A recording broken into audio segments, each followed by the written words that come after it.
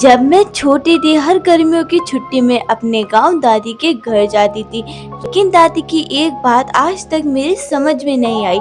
हर रात ठीक 12 बजे वह घर की सारी खिड़कियां बंद कर देती थी। दरवाजे पर हल्दी और चूने से एक अजीब सा निशान बना देती थी और बार बार सिर्फ एक बात कहती थी, आज रात कोई भी खिड़की मत खोलना और छत पर तो बिल्कुल मत जाना। लेकिन रात में उनकी बात नहीं मानी। उस रात जो मैंने देखा उसने मेरी जिंदगी हमेशा के लिए बदल दी। हेलो क्यूटीज, आज मैं आपके लिए एक और डरावनी कहानी लेके आ चुकी हूँ। और अगर आपको भी मेरी तरह डरावनी कहानी देखना पसंद है तो वीडियो को लाइक कर देना और चैनल को सब्सक्राइब कर देना। और हमें 15 अगस्त तक 100 सब्सक्राइबर कंप्लीट करना है। जल्दी जल्दी जाके सब्सक्राइब करो और कमेंट में बताओ आपको भी डरावनी कहानी पसंद है या फिर नहीं।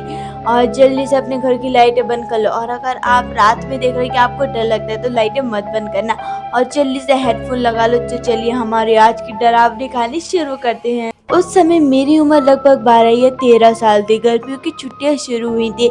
हर साल की तरह इस बार भी मैं अपनी मम्मी पापा के साथ दादी के गांव गई थी। दादी हमें देख के बहुत खुश हो गई। दादी का घर गांव के बिल्कुल आखिरी छोर पर था। घर के पीछे एक बहुत पुराना बरगद का पेड़ था। गांव वाले उस पेड़ के पास दिन में भी नहीं जाते थे। हम लोग दादी के घर में गए। दादी ने हमें खाना खिलाया। हम सब बातें करने लगे। लेकिन शाम होते होते मैंने देखा कि पूरे गांव का माहौल अचानक बदल गया। सूरज ढलते ही हर घर के लोग अपने दरवाजे के सामने सफेद चूने और हल्दी से एक अजीब सा निशान बनाने लगे। कुछ लोग नींबू और मिर्च भी टांग रहे थे।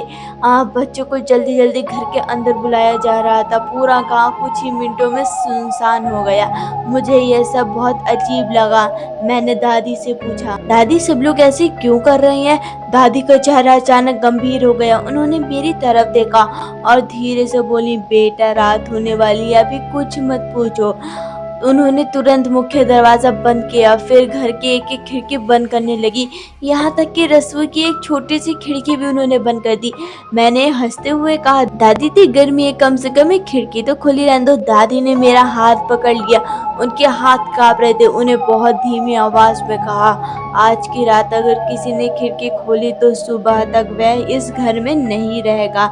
मैं पहली बार दादी को इतना डरा हुआ देख रही थी। रात के करीब 11:45 हुए। बाहर पूरी तरह सन्नाटा था। ना कुत्तों के भौंकने की आवाज, ना किसी के चलने की आवाज, ना गाड़ियों की आवाज, ना झिंगूर की आवाज। ऐसा लग रहा था जैसे गांव में कोई हो ही ना और पूरा गांव खाली हो। अचानक दादी उठी। उन्होंने घर के मुख्य दरवाजे पर हल्दी और चूने से वही अजीब सा निशान बनाया और हम सबसे बोली, अब चाहे कोई भी दरवाजा खटखटाए, चाहे कोई अपना नाम लेकर बुलाए, कोई जवाब नहीं देगा। इतना कहकर उन्होंने सारी लाइटें बंद कर दी।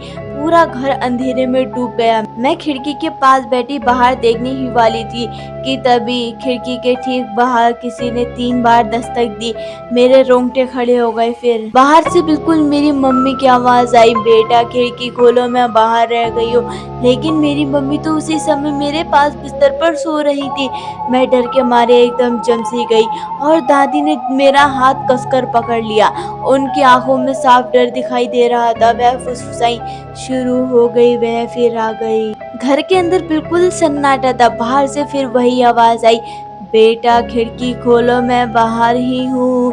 मैंने डरते हुए अपनी मम्मी की तरफ देखा। वह तो मेरे बगल में गहरी नींद में सो रही थी। मेरा पूरा शरीर कांप उठा। दादी ने तुरंत मेरे मुंह पर हाथ रख दिया और बहुत धीमी आवाज में बोली, जो भी हो कोई आवाज मत करना, उसे पता चल जाएगा कि घर में बच्चे आए हैं। मेरी धड़कन तेज हो गई।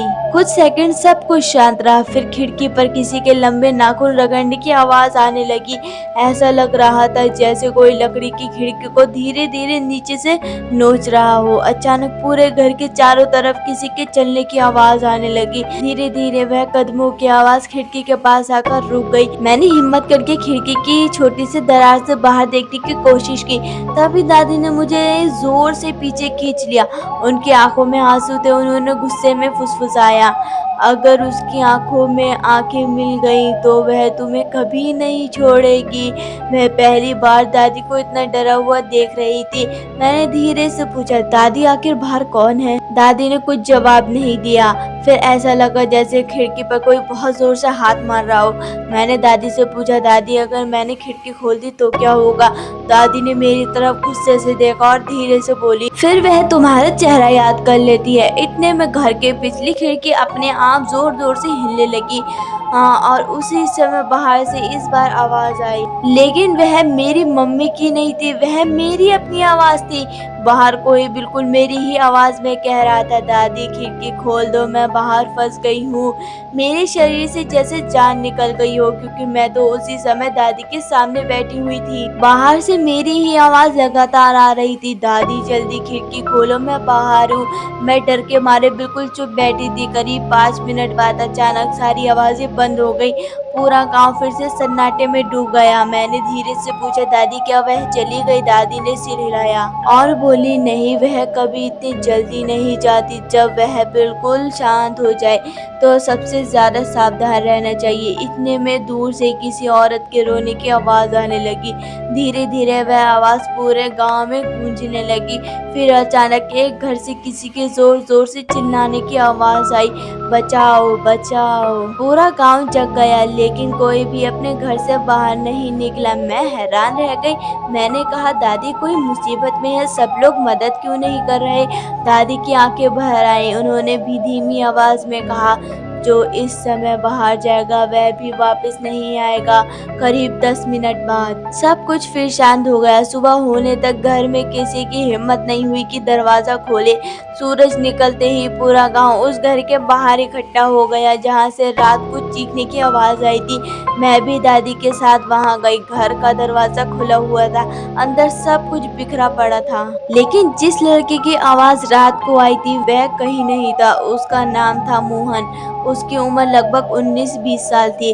उसके माता पिता रो रहे थे। उन्होंने बताया, रात को किसी ने उसकी बहन की आवाज में उसे बाहर बुलाया था।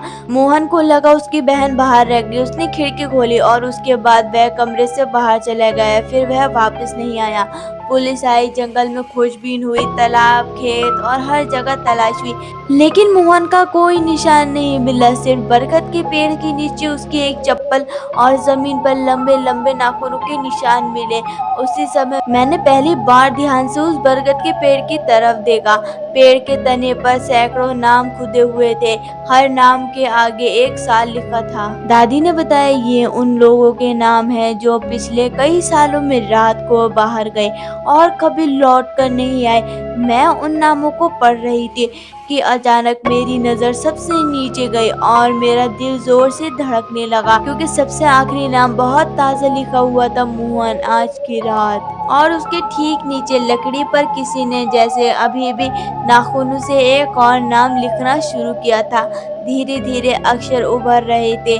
तायबा, वह मेरा नाम था। उसी पर बरगद के पेड़ के पीछे से दो चमकती हुई सफेद आंखें दिखाई दी और एक औरत की धीमी हंसी पूरे जंगल में गूंज उठी। आज रात तुम्हारी बारी है। मैं डर के मारे वहीं जम गई। बरगद के पेड़ के नीचे से आती वह हंसी सुनकर मेरे पैरों तले जमीन खिसक गई।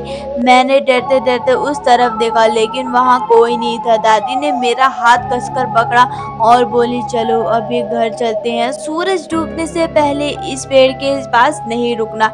हम जल्दी जल्दी घर लौट आए, लेकिन पूरे रास्ते मुझे ऐसा महसूस हो रहा था जैसे कोई हमारे पीछे पीछे चल रहा हो। लेकिन जब भी मैं पीछे मुड़कर देखती, सड़क बिल्कुल खाली होती। उस शाम पूरा गांव पहले से भी ज्यादा डरावना लग रहा था। हर घर के बाहर इस बार सिर्फ हल्दी और चूना नहीं, बल्कि सरसों के तेल का दिया भी जलाया गया। दादी ने मुझसे कहा, आज की रात सबसे खतरनाक है। मैंने पूछा, क्यों? दादी बोली, जिसका नाम बरगद पर दिखाई दे जाता है उसके लिए अगली रात आखिरी परीक्षा होती है। अगर वह बाहर चला गया तो फिर कभी वापस नहीं आता। यह सुनकर मेरी धड़कनें तेज हो गई। रात के 12 बज गए। पूरा गांव फिर से सन्नाटे में डूब गया। अचानक हमारे घर की छत पर किसी के धीरे धीरे चलने की आवाजें आने लगी। ऐसा लग रहा था जैसे कोई नंगे पैरों से छत पर घूम रहा हो। मैंने ऊपर देखा, आवाज बिल्कुल मेरे कमरे के ऊपर आकर रुक गई। फिर छत से किसी औरत की धीमी आवाज सुनाई दी। दादी ने आंखें बंद कर ली। उन्होंने फुसफुसाकर कहा, वह आज छत पर आ गई। कुछ ही सेकंड बाद खिड़की के बाहर किसी ने बहुत धीरे से मेरा नाम लिया, तैयबा। मैंने कोई जवाब नहीं दिया। फिर आवाज आई, तैयबा मैं तुम्हारी मम्मी हूँ, मुझे बचाओ। आवाज बिल्कुल मम्मी जैसी थी, लेकिन मेरी मम्मी तो मेरे सामने बैठी हुई थी। उसी समय खिड़की की दरार से बहुत लंबे और काले बाल अंदर आने लगे। धीरे धीरे वह बाल फर्श पर फैलने लगे। मम्मी डर के मारे चीख उठी। दादी ने तुरंत दरवाजे पर बना हल्दी और चूने के निशान छूकर कुछ बोलने लगी। अचानक बाहर से एक जोर की चीख सुनाई दी। फिर सब कुछ शांत हो गए। कुछ देर बाद हिम्मत करके मैंने खिड़की की दरार से बाहर झांका और जो मैंने देखा वह आज तक नहीं भूल पाई। बरगद के पेड़ की सबसे ऊंची डाली पर एक औरत उल्टी लटकी हुई थी। उसके लंबे बाल जमीन तक पहुंच रहे थे। उसकी आंखें पूरी तरह सफेद थी और वह बहुत डरावनी लग रही थी और वह बिना पल के झपकाए सीधे मेरी तरफ देख रही थी। फिर उसने धीरे धीरे मुस्कुराकर अपनी उंगली मेरी तरफ उठाई। ऐसा लग रहा था जैसे वो कह रही हो, आज रात मैं तुम्हें लेने आऊंगी। मैं डर के मारे खिड़की से पीछे हट गई, लेकिन तभी दादी का चेहरा एकदम सफेद पड़ गया। उन्होंने कांपती उंगली से दरवाजे की तरफ इशारा किया। दरवाजे पर हल्दी और चूने से बना सुरक्षा का निशान अपने आप मिटने लगा और बाहर से फिर वही दस्तक आई, तैयबा दरवाजा खोलो। बाहर से लगातार दस्तक आ रही थी, ठक ठक ठक। तैयबा दरवाजा खोलो। इस बार आवाज बिल्कुल मेरे पापा जैसी थी, लेकिन मेरे पापा तो उस समय मेरे बगल में खड़े थे और दादी धीरे धीरे दरवाजे की तरफ बढ़ी। मैंने घबरा कर कहा, दादी मत जाइए। दादी मेरी तरफ मुस्कुराई, फिर बोली, बेटा आज तुम्हें एक ऐसी बात बताने का समय आ गया जो मैंने 30 साल से किसी को नहीं बताई। मैंने हैरान होकर उनकी तरफ देखा। दादी की आंखों में आंसू थे। उन्होंने कहा, जिस चुड़ैल से पूरा गांव डरता है वह पहले चुड़ैल नहीं थी। करीब 40 साल पहले गांव में एक औरत रहती थी। उसका नाम था गौरी। वह इसी गांव में रहती थी। बहुत सीधी और गरीब थी, लेकिन कुछ लालची लोगों ने उसकी जमीन हड़पने के लिए उस पर झूठा आरोप लगाया कि वह टोना टोटका करती है। पूरे गांव ने उसकी एक नहीं सुनी। उसे उसी बरगद के पेड़ से बांध दिया। वह पूरी रात रोती रही, चिल्लाती रही, कहती रही, मैं बेगुनाह हूँ, लेकिन किसी ने उसकी रस्सियां नहीं खोली। सुबह वह मर चुकी थी। उसकी आखिरी चीख पूरे गांव में गूंजी थी, जिस तरह तुमने मेरी बात नहीं सुनी, एक दिन तुम्हारी आवाज भी कोई नहीं सुनेगा। उस दिन के बाद हर साल उसी तारीख की रात वह वापस आने लगी, लेकिन वह किसी को दिखाई नहीं देती और ना वो हर किसी को ले जाती है। वह रिश्तेदार, जान पहचान, मम्मी पापा, दोस्तों, भाई बहन की आवाज में खिड़की या दरवाजे पर बोलती है। अगर कोई उसकी आवाज सुनकर जवाब देता है या खिड़की दरवाजा खोलता है तो वह उसको ले जाती है और उसकी चप्पल, कपड़े या कुछ बरगद के पेड़ के पास डालकर चली जाती है। इतना कहते ही दरवाजे पर दस्तक अचानक बंद हो गई। पूरा घर बिल्कुल शांत हो गया। दादी ने धीरे से कहा, यही उसकी सबसे खतरनाक चाल है। जब सब कुछ शांत हो जाए समझ लेना कि वह बहुत पास खड़ी है। उसी पल घर की छत से किसी भारी चीज के कूदने की आवाज आई, धम धम। फिर धीरे धीरे मुख्य दरवाजे के नीचे बनी छोटी सी दरार से लंबे लंबे काले बाल अंदर आने लगे। पूरा कमरा बर्फ जैसा ठंडा हो गया। अचानक दरवाजे के बाहर से एक औरत की हंसी सुनाई दी। इस बार वह किसी के आवाज की नकल नहीं कर रही थी, वह अपनी असली आवाज में हंस रही थी। दादी ने कांपते हुए कहा, यह आ गई। अचानक दरवाजा जोर जोर से हिलने लगा। ऐसा लग रहा था जैसे कोई उसे तोड़ देगा। तभी दरवाजे पर बना हल्दी और चूने का निशान तेज चमकने लगा और बाहर से एक बहुत तेज चीख आई और बाहर से किसी चीज के पीछे हटने की आवाज आई। कुछ सेकंड बाद सब कुछ शांत हो गए। सूरज निकलने के बाद जब हमने दरवाजा खोला तो बाहर मिट्टी पर नंगे पैरों के लंबे निशान थे जो सीधे बरगद के पेड़ की तरफ जा रहे थे। फिर दादी ने हमसे कहा, अब तुम लोग कभी इस गांव में रात मत बिताना। हम उसी दिन शहर लौट आए। 3 महीने के बाद दादी का इंतकाल हो गया। गांव के लोगों ने बरगद का पेड़ कटवाने की कोशिश की, लेकिन जिस कुल्हाड़ी से पेड़ पर वार किया जाता वह अपने आप टूट जाती। आखिरकार किसी ने उस पेड़ को हाथ तक नहीं लगाया।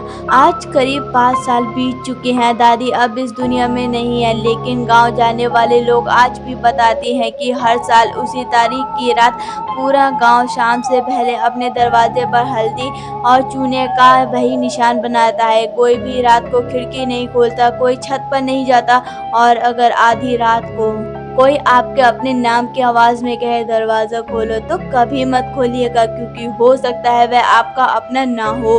और कहते हैं इस बरगद के पेड़ पर आज भी सफेद आंखों वाली एक औरत किसी नई आवाज की तलाश में बैठी रहती है। तो दोस्तों, ये कहानी यहीं तक थी। अगर आपको यह कहानी सच में डरावनी लगी हो और अच्छी लगी हो तो वीडियो को लाइक कर देना, और अगर आपने अभी तक चैनल को सब्सक्राइब नहीं किया तो जल्दी से जाके चैनल को सब्सक्राइब कर लीजिए, क्योंकि अगली कहानी इससे भी ज्यादा डरावनी होने वाली है। और अब कमेंट में मुझे जरूर बताइए, अगर आपकी दादी भी रात को खिड़की खोलने से मना करती तो क्या आप उनकी बात मानते, या मेरी तरह जिज्ञासा में खिड़की खोल देते? आपका एक कमेंट पढ़कर मुझे अगली कहानी बनाने की प्रेरणा मिलेगी।